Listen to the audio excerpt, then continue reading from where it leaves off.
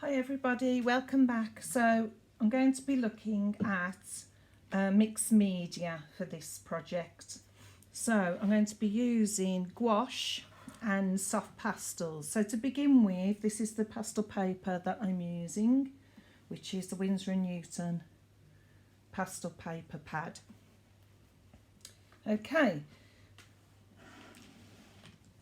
I just want to show you, because some people are saying, why can't you use watercolour?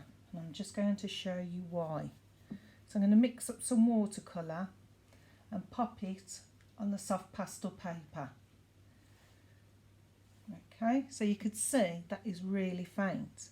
Now, if I add a bit of the white in, which you get in your watercolour,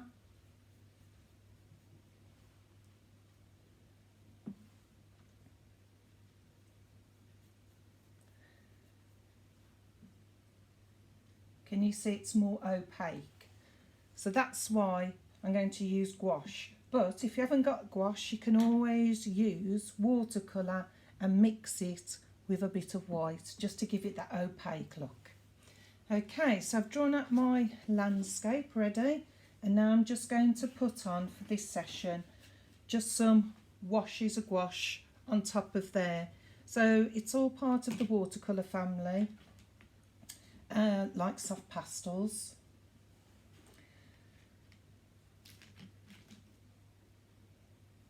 So I'm going to get my colours out, and then I'm going to pop it on. I'm not going to go all over the painting.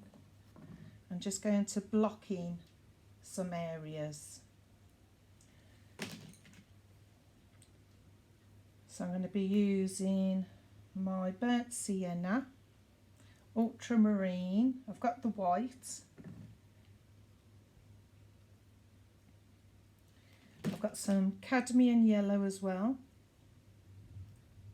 so I can mix up my greens. So this is going to be a base onto which I'm going to put my soft pastel. Okay, let's get started. So if I wanted to, I could maybe put a little bit into the sky first. So I've got my white here, so I want it a little bit paler. So obviously when you're mixing the white in with the colours, they're going to become a bit more paler, so more pastel colour. So it's almost like a chalky effect with the gouache.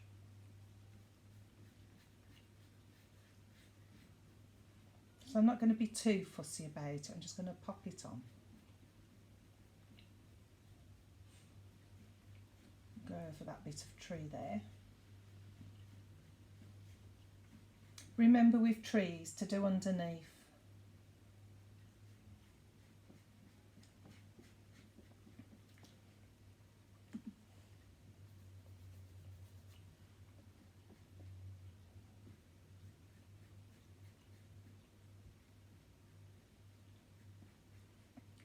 So this is a photograph I took when I went to Devon last year and we visited Dunster. Very beautiful place, a lovely sunny day.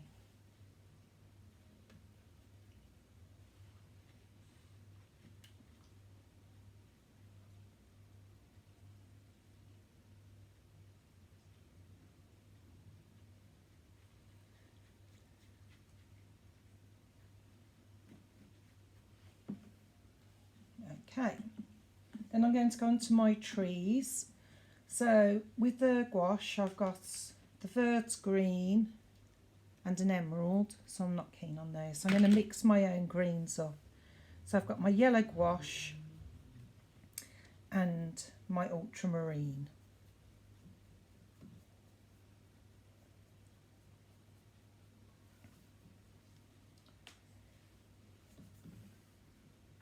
Again, if you want to lighten that up, you can use some white. Now I'm using Chinese white. The titanium white's the better one if you want it really bright. So I'm just going to pop some of these greens in. And remember, I'm going to go over it again anyway with soft pastel at some point. I might try a bit of that emerald green mixed in with the blue, see how we get on.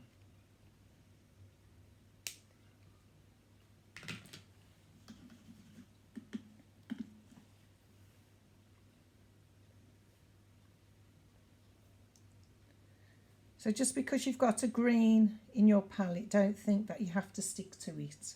You can use other greens.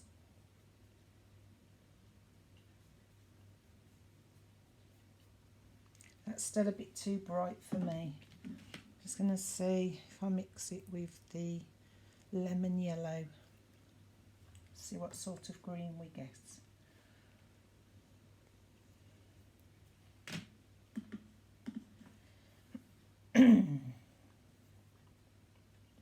That's a bit more brighter. It's better.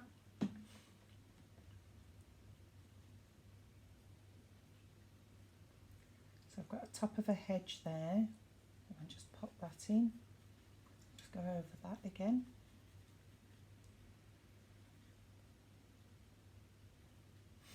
I've got the side of my house there, so I don't want to ruin that bit. So look at the gouache as a backdrop for the soft pastel. Right, I'm just going to add a little bit more blue into that green to make it darker.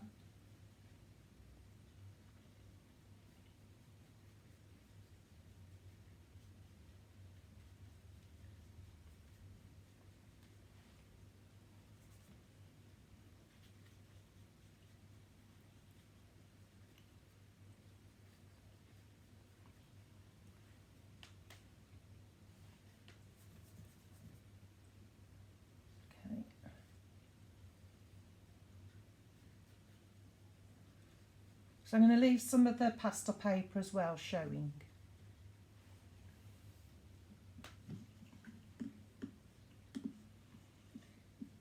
Okay, it's just a little bit of green on the other side over there.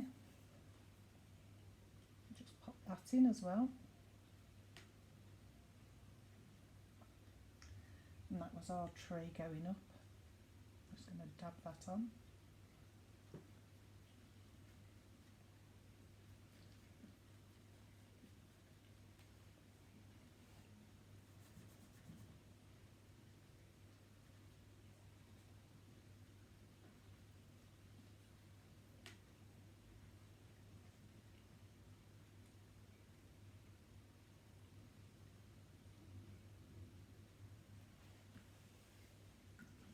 Right, the building.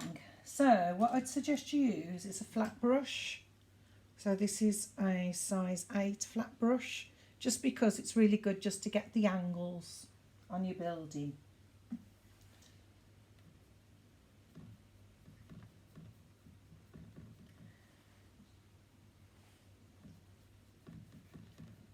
Right, so I'm going to have a shaded part and a light part. So just pop that in.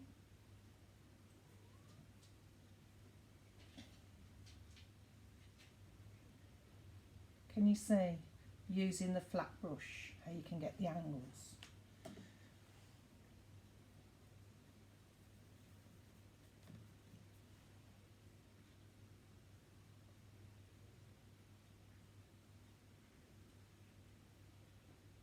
So when you do buildings, you can either use grids to draw them out. You can use good old perspective, the vanishing points. You could always, if it's your own photograph, which mine is, you could always use trace down and do it that way. Right, let's just pop some of these in.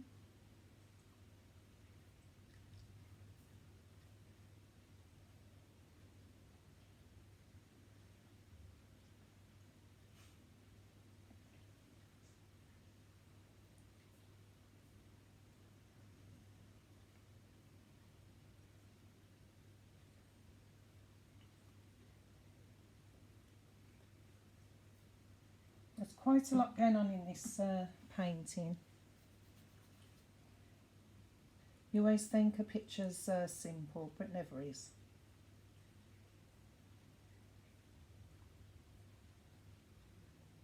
That's my window, so I'm not going to cover that up. So always keep looking at the photograph you're working from as well.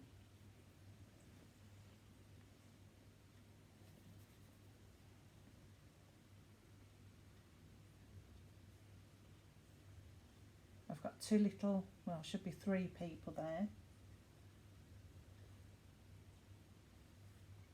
Let's pop those in. So the colour of the tinted paper will make a difference to what you're painting, how it's going to look. So if I'd have gone for a black, for example, it'd be a lot darker. If I'd have gone for a blue, it would have given a cooler effect. I've gone for this colour, the warmer colour, because it was a lovely hot sunny day and I wanted to represent that. Okay.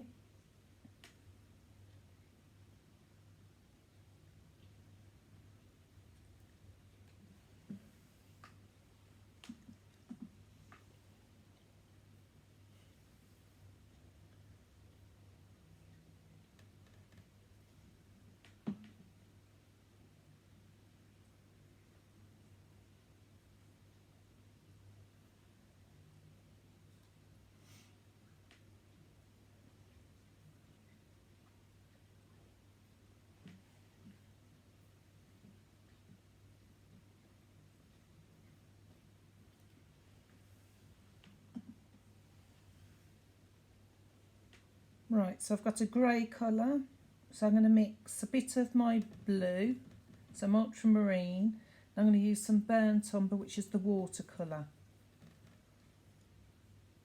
just to get that greyish colour. So you can mix your watercolours in as well.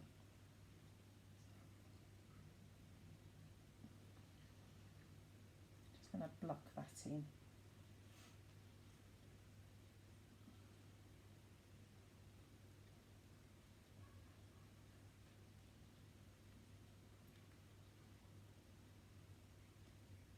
And once this has dried, we're going to go on top to add our soft pastels. And it's all going to come together lovely.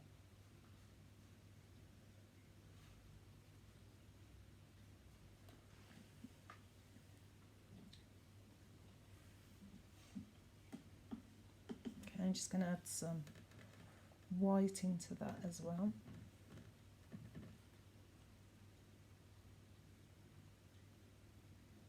So think about where the light is on the painting, where it's hitting the building, the side of the building, where the shadows are.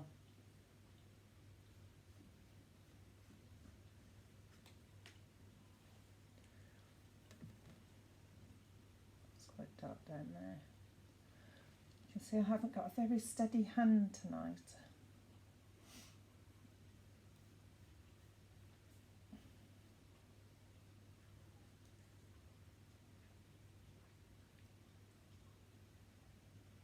I can sort all that out when I put the soft pastel on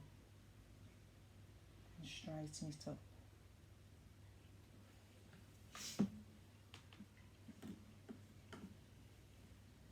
Let's just put some colour down here as well.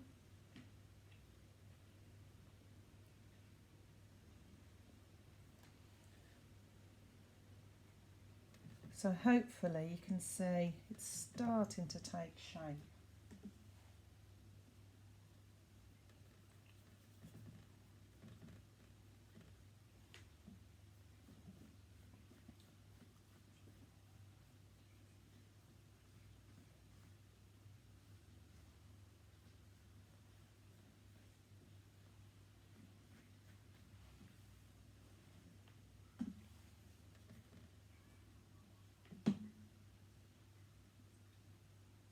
Right, where you have got lines that follow through, try and make sure you follow them through, even when you've got a tree. Because you don't want one line to be going up and one line to be going down.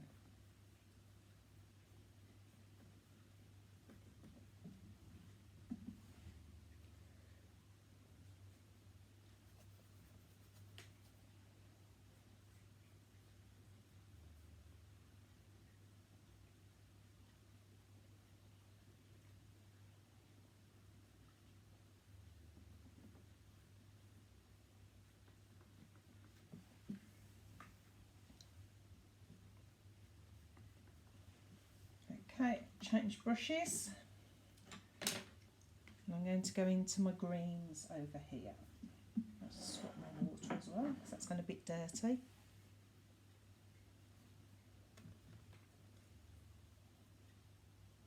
I'm just going to pop a bit of colour on here for the path.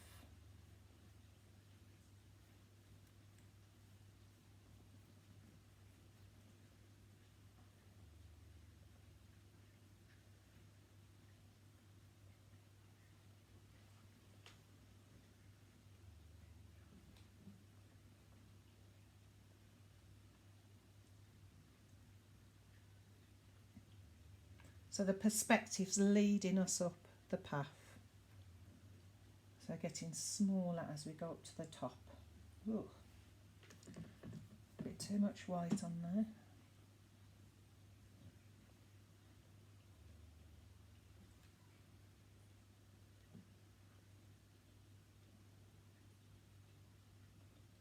Some manhole.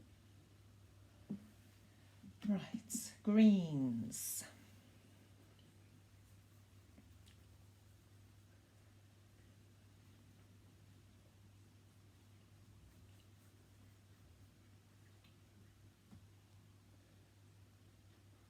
So if I start off with the light at the top. Again, things getting smaller as they go off into the distance.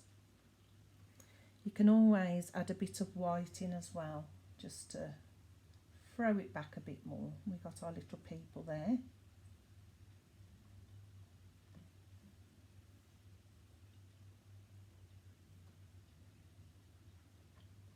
Bring some of that white down there.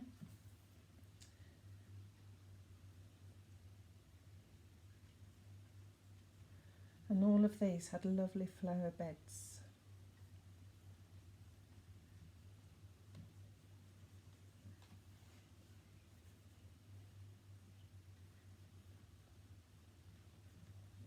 And just quickly blocking on wherever I can see the lighter area, like the top of the hedging.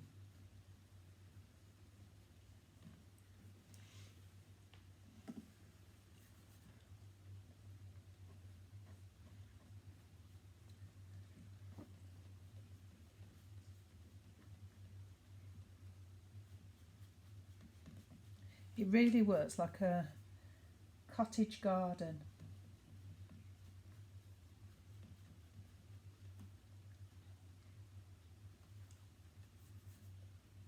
So you'll see I keep going backwards and forwards in my painting, so I might go back up there and then come back down here, so I'm always looking at it as a whole.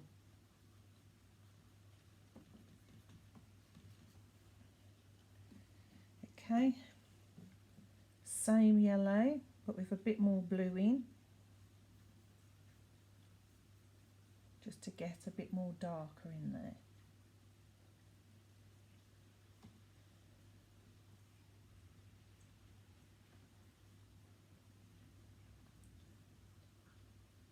And then that's getting smaller as it goes off. So even the brush marks that you do can give the sense of perspective. So you can do the bigger brush marks at the foreground and then smaller and smaller and smaller and smaller. So it's not just the colours that you use.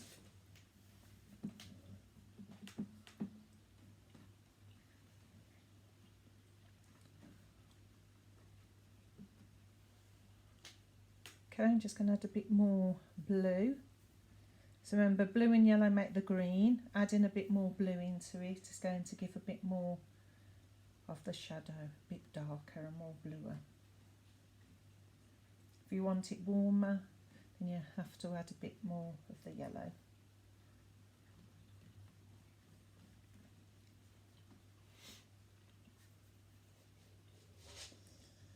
So there's parts of there that are quite dark. I've got my hedge going across. So think about the way your painting is as well. As in, if it's a hedge up and across, so paint that way with your brush.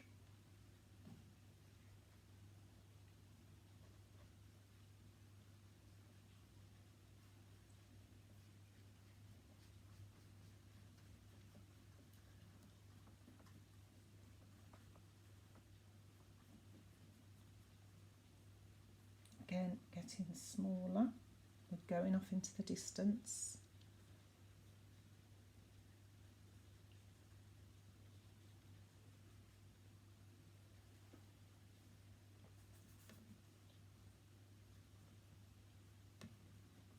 And we're nearly done, I think, with our first stage.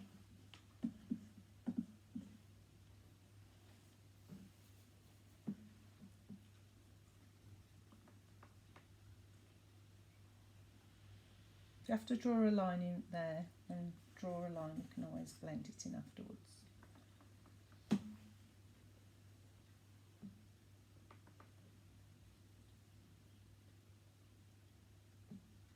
Just checking if there's anything else.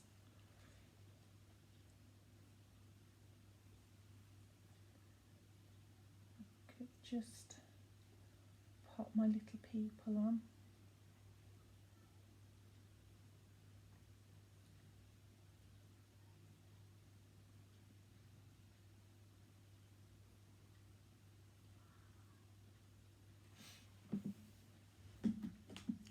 People always give life to a painting and scale. And you don't have to go into great detail with them either.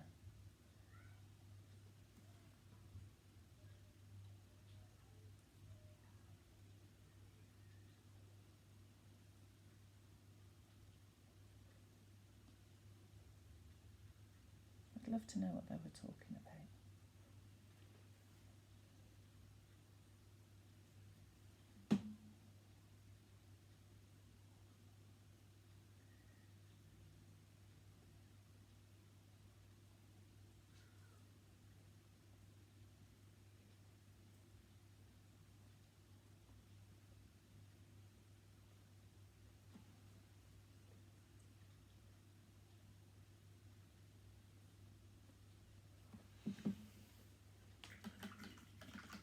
Okay, then we need to leave that to dry, and then the next stage will be to put our soft pastels on.